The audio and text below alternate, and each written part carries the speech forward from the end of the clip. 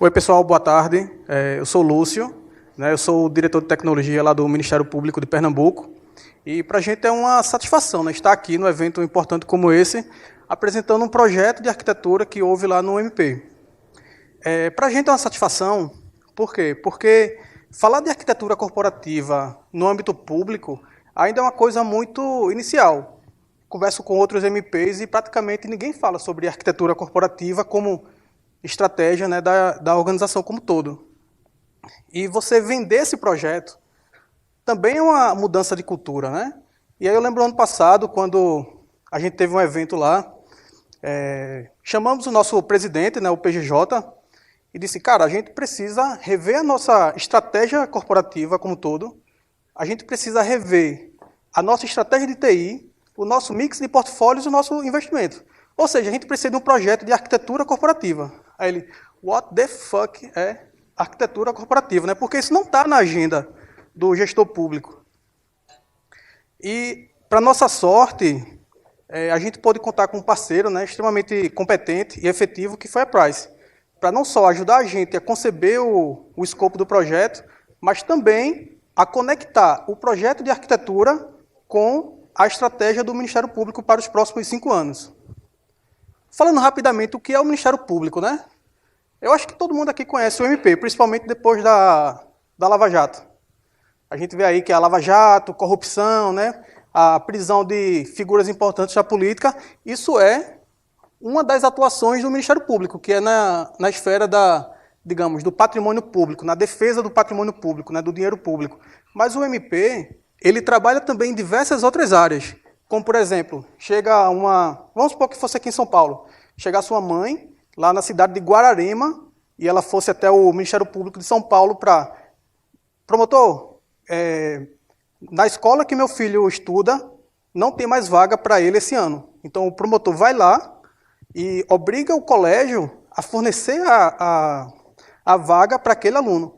Ou seja, a atuação da gente, por causa da Constituição, né, onde o MP ele é guardião da Constituição, né, e defensor dos direitos individuais e coletivos, tem que atuar em todas as esferas. Seja, por exemplo, a poluição do meio ambiente, seja a educação, seja um hospital que não tem leito, né, tudo isso a gente faz.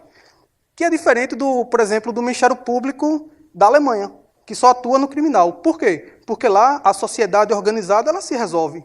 Mas no Brasil, o que é que a gente tem? A gente tem problemas na área de saúde, a gente tem problemas na área de educação, a gente tem problemas em todas essas esferas. Então, para a gente, quando a gente consegue melhorar um pouco a vida do cidadão, né, lá na ponta, principalmente as populações mais carentes, é o resultado que a gente espera com a nossa ação. Se você olhar aqui o mapa estratégico do MP, todos os nossos objetivos institucionais são para o quê? Assegurar os direitos coletivos ou individuais do cidadão, né? Como, por exemplo, o direito à educação e aí tudo mais. Falando rapidamente sobre o que é o Ministério Público, né, do ponto de vista de números, a gente tem 442 promotores de justiça que atuam em todo o estado, né? Ou seja, 150 cidades. A gente tem um orçamento médio aí de 500 milhões, o orçamento da TI gira em torno de 5% a 10% disso. E a gente, para um estado de 9 milhões de habitantes, a gente tem aí mais ou menos 60 mil processos, né? Ou seja, 60 mil atendimentos que o MP faz ao cidadão. Mas qual é o problema, né? Tá, onde é que eu quero chegar? Porque hoje a gente vive, de fato, uma problemática que é a capacidade vezes a demanda. A demanda hoje da sociedade é gigantesca. A gente hoje não tem condição, né, humana, quantidade de recursos suficientes de pessoas para poder atender a toda a população. Então, assim, quem tem dinheiro procura um advogado, né? Mas quem não tem que procurar ou a Defensoria ou o Ministério Público. E o que a gente vê nos últimos anos é que a taxa de necessidade da população, em qualquer esfera daquela que eu mostrei, cresce cada vez mais. Outro dilema que a gente vive hoje é que a informação, que é o principal ativo do Ministério Público para fazer investigação, ela está cada vez mais difusa e tem cada vez mais volumes de dados para que os promotores, né, para que a equipe de investigação, etc., consiga investigar. Por exemplo, lá em Pernambuco, o governo municipal, os governos municipais e o governo estadual celebram cerca de 9 mil contratos por ano. como é que a gente vai fiscalizar 9.000 contratos para ver se cada contrato desse tem ou não uma irregularidade? Seja um problema realmente contratual ou seja um problema de corrupção. Ou seja, você conseguir, né, ter informação, cruzar informação para poder, através disso, ter um processo de investigação mais efetivo, tem sido também um dilema do MP. E não só do MP de Pernambuco. Todos os MPs hoje passam por isso, né? A Polícia Federal também passa por isso, o Tribunal de Contas passa por isso. Sociedade conectada, né? Hoje as coisas acontecem primeiro, às vezes, nas redes sociais e depois, né, acontece no mundo físico. Quando você compra um sapato, o sapato não chegou, você vai reclamar onde? No Procon? Não. Tu vai lá no Face e diz, porra, a Adidas é uma merda porque não entregou meu sapato, etc. Não é verdade? Isso acontece também. Então, a informação que hoje existe nas redes sociais, nos sites, nos aplicativos, a gente não consegue facilmente ter acesso. Mas a informação está aí, né? Todo mundo usa tudo. E aí, a questão é, como é que a gente consegue se manter relevante para prestar o melhor serviço à população? Pensando nisso, e aí eu vou entrar agora com uma observação, o que a gente tem observado aí nos últimos anos é o surgimento de uma área da tecnologia chamada Legal Tech, né, que é o cruzamento de tecnologia com a área legal. Né, aqui em São Paulo mesmo tem vários polos que trabalham com isso, o Recife também tem. Vários escritórios de advocacia trabalham com isso, ou seja, você usar inteligência artificial, você usar estatística, você usar chatbots inteligentes, etc., para poder fazer o trabalho do advogado, ou fazer o trabalho de um juiz, etc. Então, assim, quem tem filho que faz direito, ou quem faz direito, pode abandonar o curso, porque nos próximos 10 anos, o trabalho que a gente conhece hoje do advogado vai mudar. Vai mudar radicalmente, né? O que a gente vê hoje acontecendo de forma prática nos grandes escritórios de advocacia é isso. É a substituição do profissional lá na ponta, né, que fazia aquela atividade repetitiva, por tecnologia aí relevante. E aí, onde é que fica o Ministério Público nisso tudo, né? A gente diz, caramba, a gente precisa olhar para essas tecnologias todas e a gente precisa repensar o que é que o Ministério Público quer fazer. A gente precisa repensar o nosso modelo de atuação mesmo. Pensando nisso, foi criado lá no MP o MP Labs, né, que é um laboratório que tenta trazer inovação, seja do ponto de vista tecnológico, seja do ponto de vista de negócio. A proposta do MP Labs, né, assim, está bem interessante. A gente ganhou alguns prêmios públicos, né, como, por exemplo, o prêmio do Conselho Nacional agora.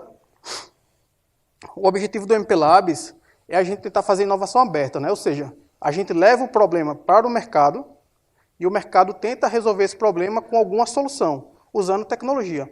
Por que isso? Porque dentro de casa, como é que a gente vai conseguir desenvolver uma equipe com a capacidade de inteligência artificial de ponta? Né? Não tem condição de fazer isso, porque o órgão é pequeno, a quantidade de pessoas de TI é pequena, etc. Mas com essa parceria aí com o Porto Digital, né, que é um polo tecnológico lá de Recife, isso tem dado muito certo. Para vocês terem uma ideia, no primeiro ciclo que aconteceu ano passado, a gente conseguiu ter 4 produtos realmente inovadores entregues para o Ministério Público, né? Produtos esses que estão em uso ou estão em fase de conclusão, mas que estão conseguindo dar a gente mais agilidade para poder atender a sociedade, né? Aqui eu falo rapidamente sobre eles, mas assim, o foco da apresentação não é o produto. O foco da apresentação é isso aqui. Caramba, a gente tem aí o MP Lab gerando soluções inovadoras. Massa. Tem 12 soluções inovadoras aí acontecendo. Eu tenho um processo eletrônico que está sendo implantado em todo o Brasil, inclusive lá em Pernambuco, né, que vai agilizar o sistema de justiça. Todo mundo sabe que o sistema de justiça é lento, né, que às vezes um processo passa anos para ser concluído. Isso se deve principalmente ao fato de que o processo ainda é físico, ele não é eletrônico. Mas com essa automação do processo, está mudando bastante a realidade dos órgãos de justiça, né? Principalmente tribunais de justiça. A gente tem aí também um mix de projetos, ou seja, a gente tem aí um portfólio de projetos que está em execução. A gente tem aí um dilema de, poxa, como é que a gente vai investir em infraestrutura? A gente sabe que tem essas tecnologias inovadoras, que capturam dados, etc. A gente sabe que cada vez mais a gente vai precisar automatizar. A gente faz o quê? A gente investe em data center local ou a gente compra nuvem, né? Qual é o melhor roadmap que o Ministério Público precisa tomar? Era um conjunto de decisões, né, que a gente precisava tomar e que a gente sozinho não ia conseguir sair do outro lado. Né? Por quê? Porque faltava talvez essa visão mais estratégica, nessa visão mais consolidada. E aí foi que entrou o projeto MP Exponencial. Por que MP Exponencial? Porque a gente tem convicção de que, implementando esse roadmap, né, daqui a 4 anos, o Ministério Público de Pernambuco vai conseguir, né, ter resultados realmente exponenciais. Ou seja, a gente vai conseguir dotar os nossos membros de tecnologias, de ferramentas que vão conseguir agilizar a atividade e a gente vai conseguir também atender melhor a população. E o projeto MP Exponencial, na verdade, é um projeto de arquitetura corporativa, né, que ajuda a gente a realmente organizar toda a casa do MP. Boa tarde, pessoal. Só para participar desse projeto aí junto com o Lúcio aí, agradecer aí a oportunidade de a gente poder estar falando sobre esse projeto. Queria só passar uma perspectiva um pouco além da questão técnica, além da questão de desenvolvimento do projeto, os desafios que a gente encontrou ali dentro do MP, né? Então, pegando um pouco ali o gancho que o Lúcio falou, que lá na Alemanha o MP tem um... Pode ficar. O MP tem um propósito um pouco diferente, ou seja, ele atua só no criminal. Aqui a gente encontrou exatamente essa tentativa de desonerar a parte processual e ir para uma parte mais extrajudicial. E aqui 4 grandes drivers que a gente trabalhou durante esse projeto da arquitetura corporativa. Então, atuar de forma proativa e preventiva, ou seja, existe um fato que surge na rede social ou na internet, enfim, de, por exemplo, a violência doméstica ou falta de educação em determinado lugar, ou aumento da criminalidade, enfim, começar a cruzar informações para que tenha essa ação proativa e preventiva. Depois eu vou falar um pouco mais como a arquitetura vem colaborando para que isso venha a se realizar. Fortalecer o diálogo com a sociedade, né? Ou seja, servir e ser um valor mesmo para a sociedade, né? A sociedade começar a enxergar o MP como uma maneira de você garantir os seus direitos ou, pelo menos, ter a quem recorrer dos seus problemas. Fortalecer a ação extrajudicial. Esse era um ponto assim, que, para mim, quando eu cheguei lá, assim, era diferente, porque eu sempre pensava assim, poxa, vamos resolver tudo, vamos botar no pau, né? O negócio é botar no pau. Mas não, no MP é diferente, vamos tirar do extrajudicial, ou seja, vamos trabalhar fora do âmbito judicial. Então, resolver essa ação. Como lá eles dizem, tudo que vai para o judiciário é game over para o Ministério Público. Ou seja, o Ministério Público não conseguiu atuar a tempo ou de forma eficaz para que isso não virasse judicial. E promover a inovação, que é a questão do MP Labs, ou seja, impulsionar a inovação, né, propor essa inovação. Então, esses foram os 4 grandes direcionadores que a gente trabalhou bastante nesse projeto de arquitetura corporativa. Então, aí tem a ligação do negócio com a arquitetura corporativa. Assim como a Átila falou, a questão da visão holística, né? Aqui é só um exemplo aqui que no começo da manhã a gente teve uma palestra aí falando sobre os silos, né? Então, essa questão de silos, ela vem sendo quebrada, ou seja, essa cultura tem sido transformada dentro do MP. Essa questão do MP Labs, as pessoas lá dentro, elas já estão enxergando de uma forma holística, ou seja, de uma forma por jornadas, né, os seus problemas. Ou seja, não tentar resolver individualmente em suas áreas, em seus departamentos, e sim em conjunto, porque seus problemas são comuns, né? As promotorias têm problemas comuns entre elas. E as informações, muitas vezes, são correlatas. Para você ter uma noção, né? Imagina uma pessoa que tenha mandado de prisão. Está condenado já, mandado de prisão de 4 anos. Ele vai a um hospital, a uma UPA, é atendido e não é preso. Porque os sistemas de informação da saúde não se comunicam com os sistemas de informação da área de segurança, né? Isso é um exemplo clássico que acontece em vários estados do país, né? A falta de integração de informação para a gente poder atuar no combate à criminalidade ou no combate à corrupção de forma mais efetiva. E Mediante isso, esses direcionadores, o que a gente fez? Nós pegamos TOGAF e os frameworks da PwC e nós ajustamos, ou seja, customizamos alguns dos entregáveis. Esses foram os entregáveis do projeto, adaptados, ou seja, nós fizemos um entendimento das necessidades do MP e criamos uma série de entregáveis aqui que muitos de vocês devem conhecer. A gente vai entrar em detalhes em alguns deles, mas a gente fez, do ponto de vista estratégico das missões, passando pelas jornadas, pela experiência de viver o Ministério Público, aí aprender a falar o pernambuquês, falar comer carne de bode, por aí afora, mas aí depois a gente mergulhou efetivamente no MP. Esse daqui foi o primeiro trabalho que a gente fez lá. Logo quando a gente chegou no Ministério Público, nós fizemos um workshop com os promotores de justiça, a área meio e as demais pessoas da TI. E aí qual foi o desafio, né? Primeiro colocar todas essas pessoas dentro de uma sala e falar para eles que a gente vai fazer numa única página, todos se enxergarem funcionalmente nesta página. E aí imagina, né, quando eu vi lá os promotores lá, já estava tremendo na base, né? Falei assim, excelência, olha, a gente vai falar sobre arquitetura corporativa. O quê? Arquitetura corporativa, né? Uhum. E aí dava aquela gaguejada e tal, mas a gente conseguiu colocar numa única página todas as funções do MP de Pernambuco. Então, aqui ele tem um mapa com essas cores, e aí a gente fez uma distinção entre as funções, né? Todas as funções que estavam aqui a gente colocou como importantes, né? Porque seria, se alguém olhasse assim a cor dele, poxa, é importante, mas não é relevante? Não, é importante.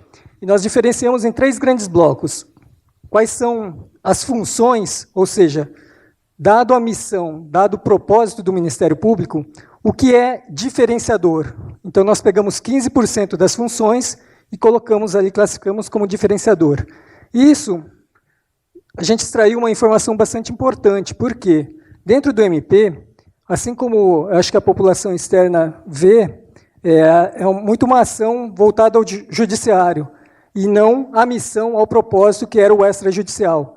E aí, quando a gente plotou aqui, falou assim, ó, nós queremos ser diferenciais no extrajudicial, e aí eles, olhando o dia a dia, falando assim, poxa, mas no dia a dia eu não trabalho no extrajudicial, eu trabalho mais no judicial. E aí, o que é o judicial? O judicial é tudo aquilo que o MP tem que atuar, que já está na justiça. Por exemplo, um assassinato, né? Já está lá na justiça, o MP tem que fazer uma denúncia contra o acusado. Não tem mais o que fazer, é só seguir, né, lá o processo e fazer a denúncia. Mas o que pesa mesmo para a população é o extrajudicial. É, por exemplo, uma mulher que chega lá na promotoria de alguma cidade e diz, olha, meu marido está me batendo. Aí o MP pode, né, chegar a fazer uma denúncia contra o cara, para o cara ir preso, ou ele pode fazer uma ação do tipo, chamar o cara para conversar, passar um conjunto de tratamentos, né, para que ele faça e tentar recuperar o indivíduo. Isso para o Ministério Público, às vezes, acaba sendo mais efetivo, né, do que simplesmente fazer o processo condenatório, né, porque tem que haver o aprendizado do indivíduo.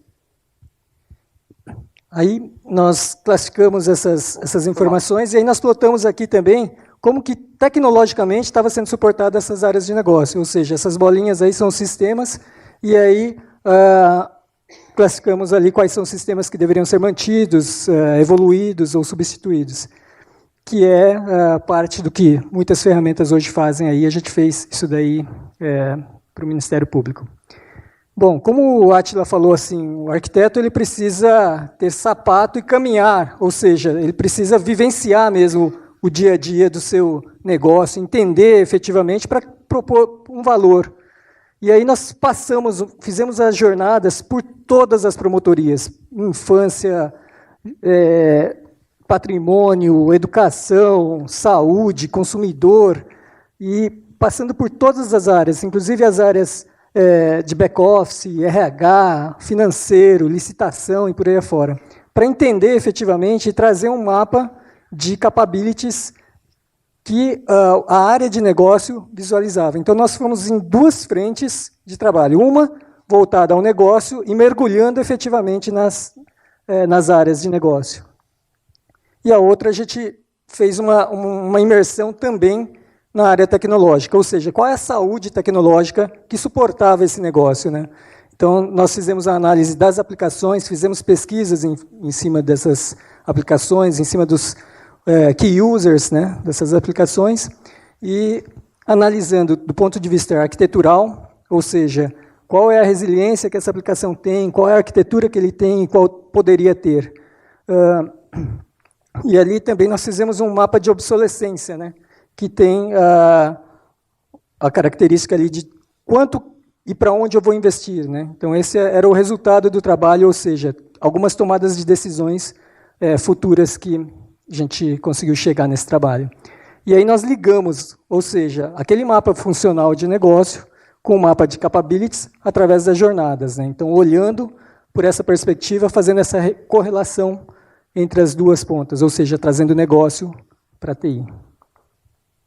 Dentro disso, a gente trabalhou também nas arquiteturas de referência, ou seja, qual era a arquitetura de aplicação, qual era a arquitetura de informação, ou seja, como que deveria ser dividido e qual a necessidade de negócio que seria atendida por essas arquiteturas. Então, diante disso, a gente fez uma análise e apresentou uma arquitetura para todas as camadas, tanto de aplicação, informação e infraestrutura. Aqui o Lúcio falou ali de um ponto bastante relevante, que é o seguinte, o MP é uma plataforma informacional, né? A informação é o asset mais importante lá, é o ativo mais importante da empresa, né? E aí, algumas das iniciativas, ou seja, das necessidades que surgiram lá. Quando você está trabalhando na infância, né, ter informações desde o pré-natal, passando pelo nascimento, infância, adolescência, e depois você conseguir fazer correlações, ou seja,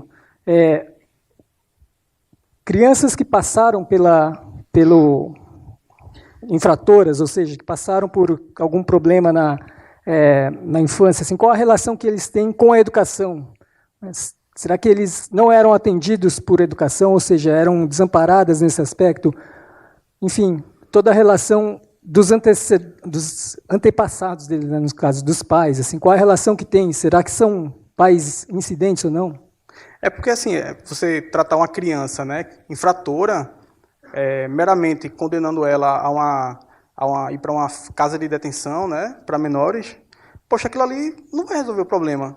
Você tem que olhar a vida daquela criança de forma contínua, né? Então, assim, uma vez que a gente não tinha anteriormente, não temos ainda, né, esse é o projeto de montar isso, mas o objetivo é a gente conseguir acompanhar o que acontece com cada CPF, né, o CNPJ, ao longo da vida daquela entidade.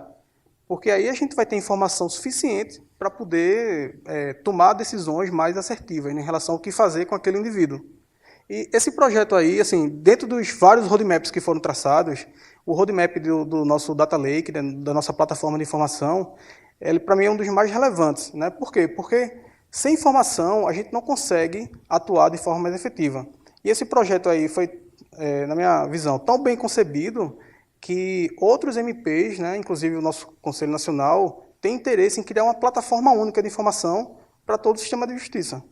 Ou seja, qualquer Ministério Público que precisar atuar, né, não vai precisar ter a base do MP de São Paulo, a base do MP do Rio. A gente tem um conjunto de informações que sejam compartilhadas e alimentadas continuamente por todo mundo. Então, assim, isso vai dar uma agilidade bem relevante na atuação do órgão. Bom, como eu falei lá no começo, tinham vários entregáveis, né?